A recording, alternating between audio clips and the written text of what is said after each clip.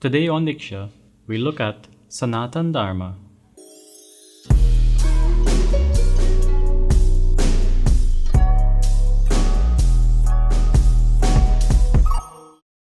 More and more, we are becoming very familiar with the term Sanatana Dharma. It has seen a renaissance in the past few years where more and more people are referring to Hinduism, or they are referring to it less as Hinduism and more as Sanatana Dharma. Now, previously, in the first episode of the first season of Diksha, I covered briefly what this program is focused on, which is Sanatana Dharmic principle. And I made the distinction back then between Sanatana Dharma as a religious faction and Sanatana Dharmic principle. Now, the definition for Sanatana Dharma, loosely speaking, is eternal way or eternal principles.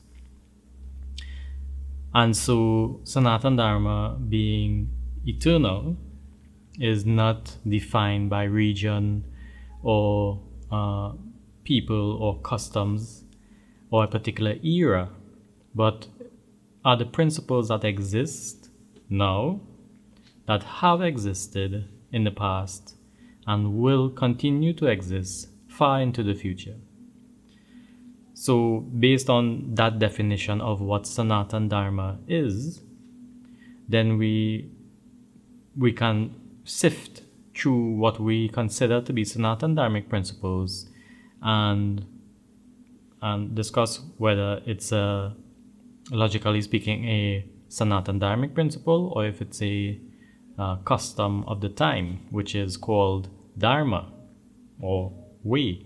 So Sanatana Dharma being eternal way and Dharma being way will be defined by region, by the time period, by the customs of the particular culture.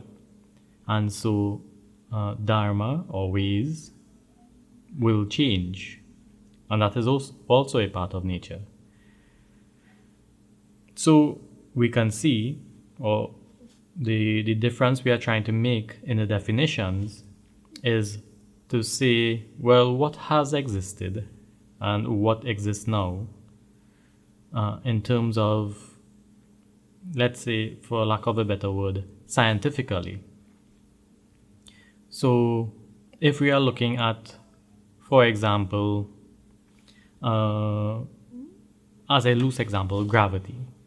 Gravity is something that has always existed.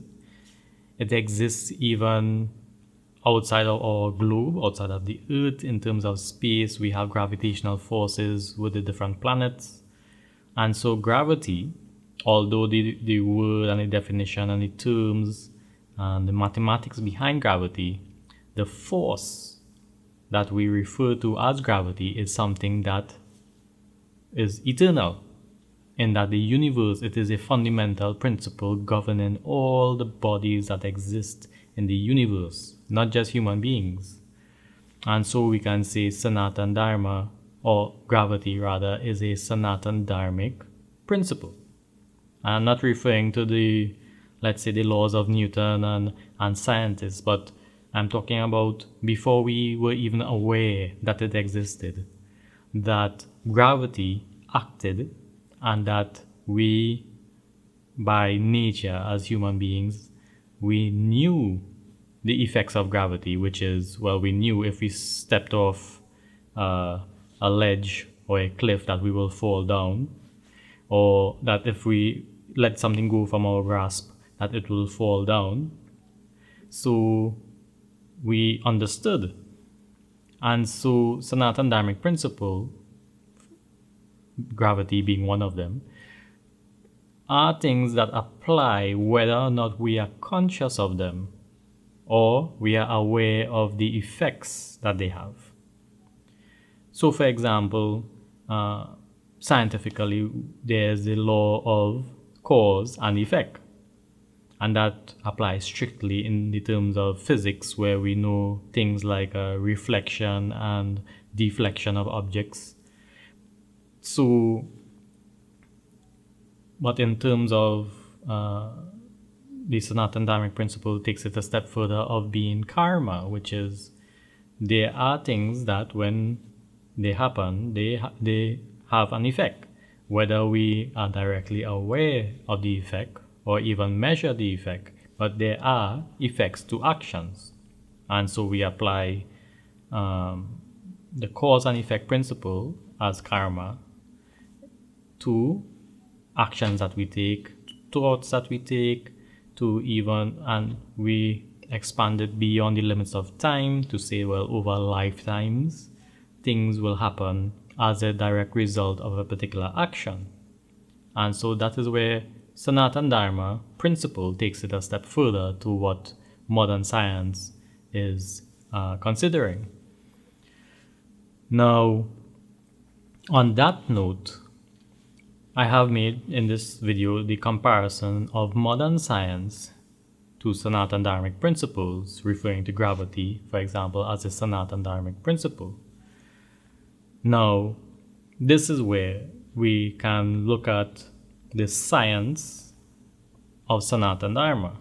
And by science, we can say, for example, astronomy and astrology, which are typically referred to in, let's say, planning and calculation in Sanatana Dharma. The astrologers calculate based on the lunar calendars and the solar calendars the events that take place, utilizes calculations and utilizes the awareness of the cosmic bodies such as stars and planets.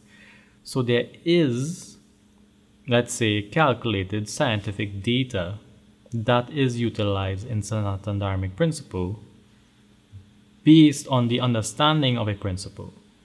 And this is where the clear definition needs to come in, where that it's not religious. And I'm not saying that Sanatana Dharma isn't a religion, because there is a religion that we consider to be Sanatana Dharma, and some people can call it Hinduism. But there is solid science and mathematics and psychology and health medicine within Sanatana Dharma, or based on Sanatana Dharma principle. And by that I mean, for example, that there's a certain understanding on the nature of the elements that exist in the universe, and based on the nature of the elements and how they act, Sanatana Dharmic principle applies it to how it affects the human body. For example, health and let's say peace of mind and well-being. And that is how we arrive at the principles of Ayurveda and meditation and those practices such as yoga. On the other hand, we have the Sanatana Dharmic principles of where the astrologers calculate the best locations of a house, for example, or locations of a town, orientations of buildings, when it is best to practice certain key events such as planting of crops. All of these are calculated based on the lunar bodies of the universe. So Sanatana Dharma principle, or rather the Sanatana Dharmic formulas, are based off of the Sanatana Dharmic principle. And the Sanatana Dharmic principle is not man-made, which is one of the key points that this program is based upon, is that yes, we have them written down in books, as the ancient Hindus have well documented, but also they are well documented in other religions across the world and other cultures. And it's not any claim in one sense or the other that everyone practices Sanatana Dharma or everyone practices Hinduism. And it's not the claim in another sense that it's Sanatana Dharma is the only true religion.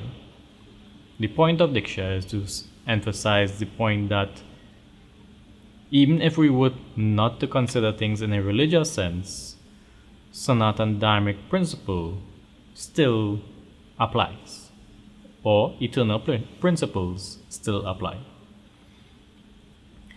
And this understanding is, I think, key when we look at the world as it is now. So it's not a program, let's say, based on expounding great ideas in philosophy to sound intelligent or to sound as though we are contemplating the meaning of life, but in fact the opposite, where we look at the experiences of life through the understanding that Sanatana Dharmic principle, or through the understanding that there are always eternal principles at work. So it's not situationally speaking that any particular principle chooses to work, or as we become aware of them, only then they work. The idea behind Diksha is that, in simple as sitting here and doing this program, there are Sanatana Dharmic principles at work all the time. All principles are at work.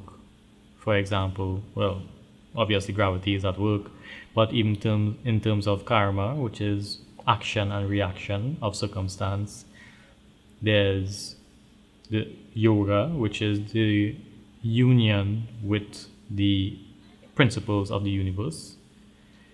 So, and we can, in every situation, become aware of these things, analyze these things, and in so doing, guide ourselves into maximizing the experience of life. And I choose to say it in that way because we are, as people, experiencing life. Because of the amount of principles involved in influencing our life, it is, I think, a bit futile or a bit foolish to think that we influence our life.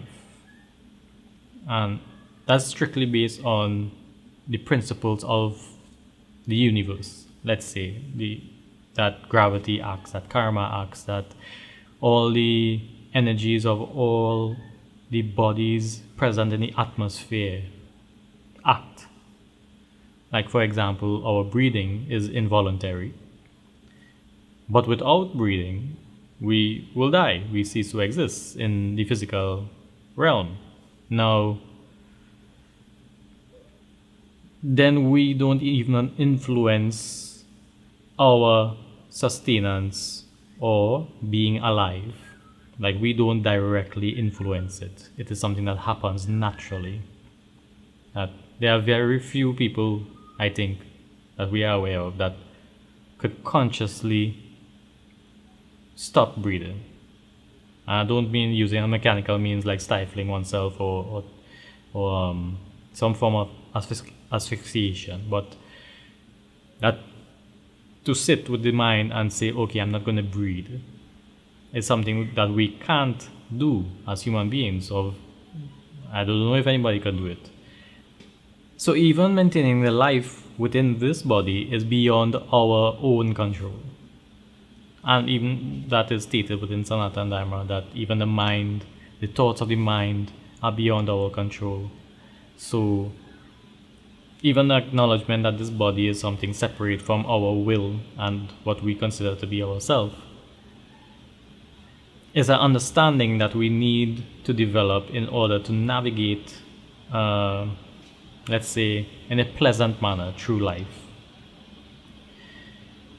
On the note of Sanatana Dharma being related to science, or we can relate science to the understanding of Sanatana Dharma, we can see where the quest to understand the eternal principles of nature are always present. So even though it has become, let's say, religion in certain parts of the world or in certain cultures, where there's the religious aspect of respecting it and not questioning Sanatana Dharma,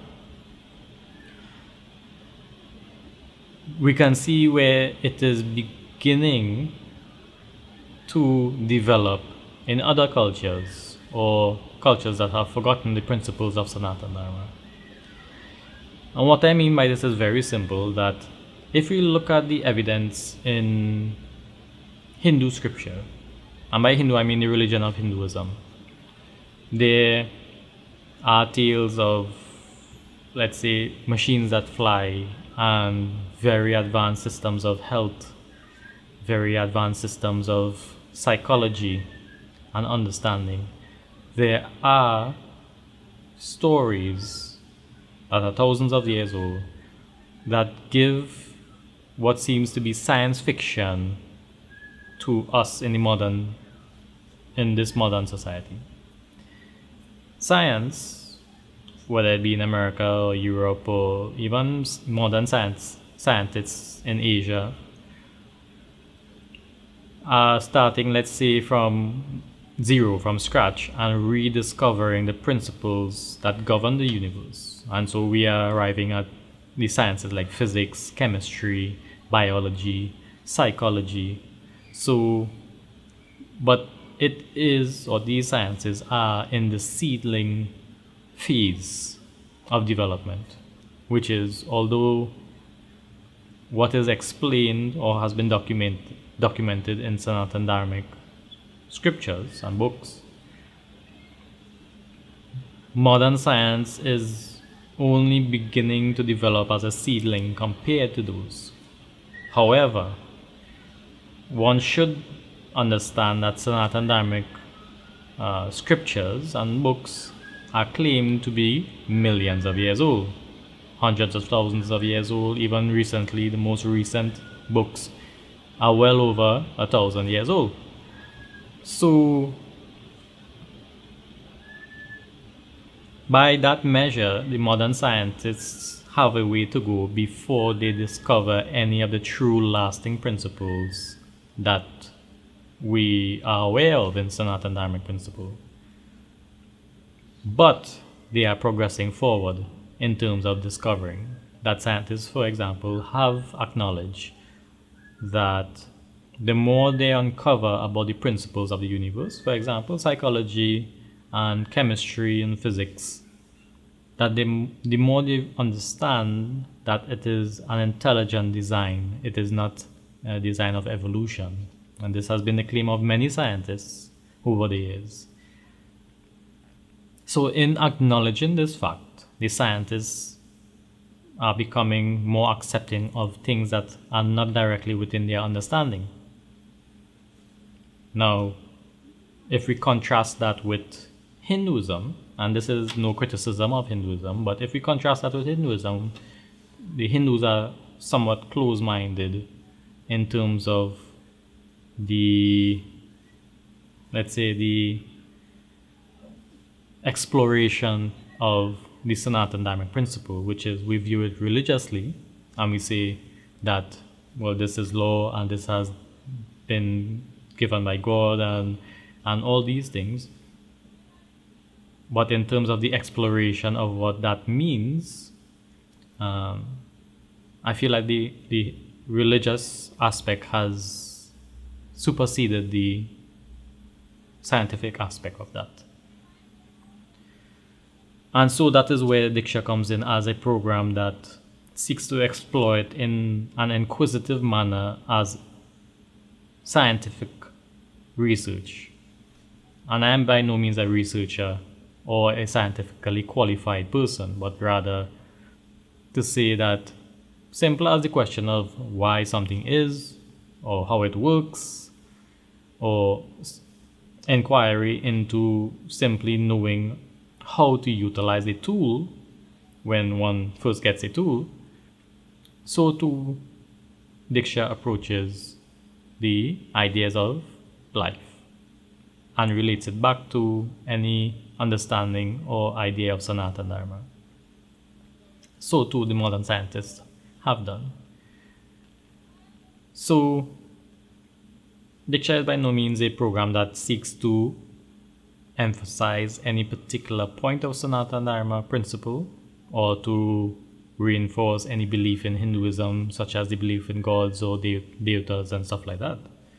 But Sanatana Dharma merely looks at life, the daily occurrences of life, thought processes of the mind, the emotions, and seeks to understand it in a way that logically asks the question, what has existed before, and what exists now, and what will continue to exist even if the culture and the people change? So I invite you to join me for Diksha as we discuss and we explore the human being through eternal principles and understanding the way that life is constructed.